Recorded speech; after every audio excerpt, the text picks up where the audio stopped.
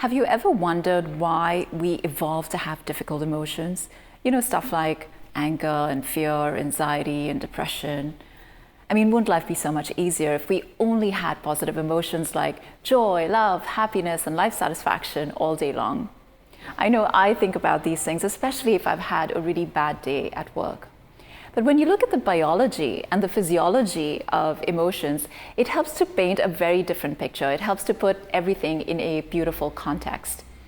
Now, the reason that we evolved to have emotions in the first place was a matter of our survival. An emotion is nothing but a physiologic response in our body to something in our environment, to a trigger in our environment. So think of our hunter-gatherer ancestors. If there was a lion coming at them or if there was a pothole in their way, the physiologic response in the body, their emotion, was a way to signal that that's danger, we need to avoid it. And the same reasoning for emotions has carried through to our present day. They still provide us with very meaningful insights about our safety and our survival.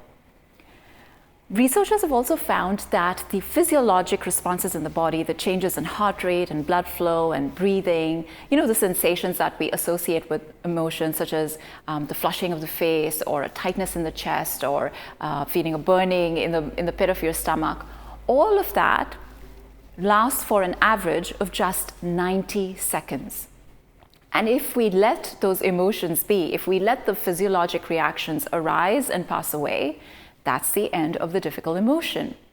But unfortunately, as I'm sure you've experienced, we continue to feel that difficult emotion for minutes, days, weeks, sometimes even years. And the reason is that we continue to refuel the sensation and the physiology with our thinking, our narrative, our story around that difficult emotion. And in doing so, we often miss the most important insight around our safety and survival that the emotion is trying to give us. So I'd like you to try this experiment. The next time you feel a difficult emotion, see if you can step back and simply observe the physiology of your body. Notice the changes in your heart rate, the sensations inside your body, the changes in your breathing.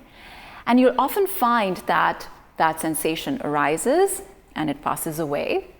And then you can start thinking about what insight that emotion was trying to give you about your situation. And you'll find that it often points to one of three survival needs not being met in that present moment.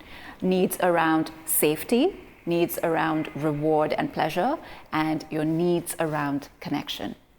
And now you're in a better place to then address those needs in a more meaningful way. I'm Praneet Pal, and this is the Science of Wellbeing at Work.